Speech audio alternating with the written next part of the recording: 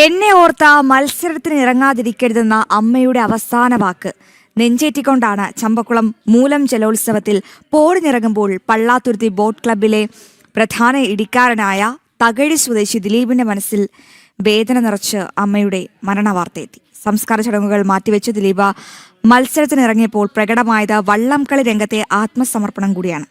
ആലപ്പുഴയിൽ നിന്നും സുധീഷ് ഗോപാൽ തയ്യാറാക്കിയ റിപ്പോർട്ട്. ഞാനിപ്പോഴുള്ളത് ദിലീപ് എന്ന തകഴി സ്വദേശിയായ തുഴച്ചിൽക്കാരനൊപ്പമാണ്.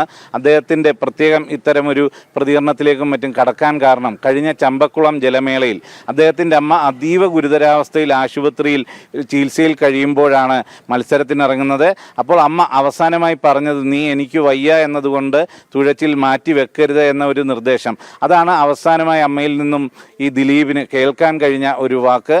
അതിൻ്റെ അത്തരം മാനസിക സംഘർഷമൊക്കെ നിലനിൽക്കുമ്പോഴും നല്ല രീതിയിൽ തുഴഞ്ഞ് ചമ്പക്കുളം മൂലം ജലോത്സവത്തിൽ പങ്കെടുത്ത ദിലീപിൻ്റെ ഒരു അനുഭവവും കാര്യവും എന്തായിരുന്നു അന്ന് സംഭവിച്ചത് എന്നൊന്ന് ചോദിക്കുക.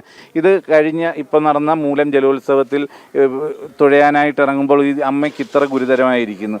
എങ്ങനെയാണ് ആ ഒരു മാനസികാവസ്ഥയിൽ തുഴച്ചിലിന് ഇറങ്ങിയത്? എന്തായിരുന്നു മനസ്സ്? ഞാൻ വള്ളത്തിൻ്റെ ഇടിയനാണ്. അപ്പോൾ പിന്നെ വേറെ ആളെ സെറ്റ് ചെയ്യാൻ സമയമില്ല.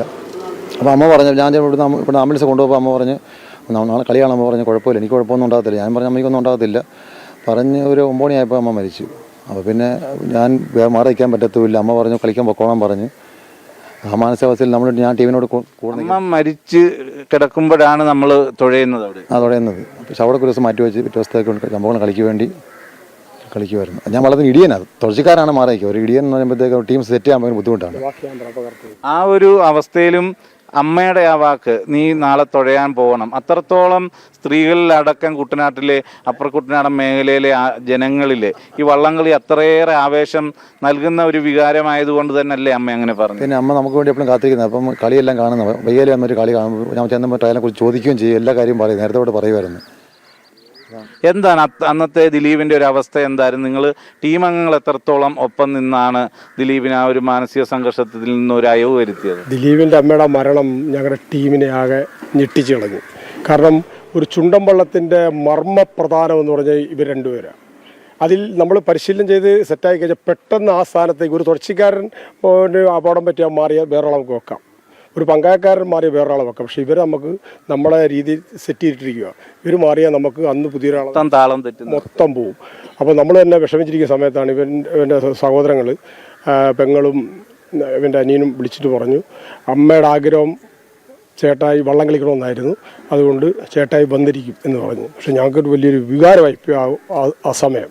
അതോടൊപ്പം നാളെ വെള്ളിക്കപ്പിൽ മുത്തവിടട്ടെ എന്ന് പ്രാർത്ഥിക്കണം. അങ്ങനെ വിജയിച്ചു കഴിഞ്ഞാൽ അത് ഇത്രയേറെ നമ്മുടെ മനസ്സുകൊണ്ട് കൂടെ നിന്ന് അമ്മയ്ക്കുള്ള ഒരു സമർപ്പണം കൂടിയാവില്ലേ? പിന്നെ തീർച്ചയായും തീർച്ചയായിട്ടും നമ്മുടെ ഫോട്ടോ മുന്നിൽ വെക്കണം, ട്രോഫി വേണ്ട വെക്കണം.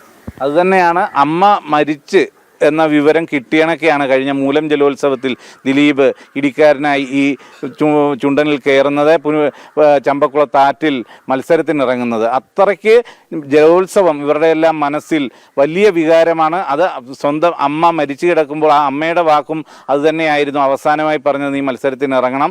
അത്ര കണ്ട് പുന്നമടയുടെ ആ ഓളത്തട്ടിലേക്ക് നാളെ ഇറങ്ങുമ്പോഴും ആ ഓർമ്മകളും എല്ലാം മനസ്സിൽ വെച്ചുകൊണ്ടാണ് ദിലീപ് ഇറങ്ങുന്നത്. ദിലീപിന് നാളെ വെള്ളിക്കപ്പിൽ മുത്തവിടാൻ കഴിയട്ടെ എന്ന് നമുക്ക് ആശംസിക്കാം. ക്യാമറാമാൻ അനൂപിനൊപ്പം സുധീഷ് ഗോപാൽ, ജനം, ആലപ്പുഴ.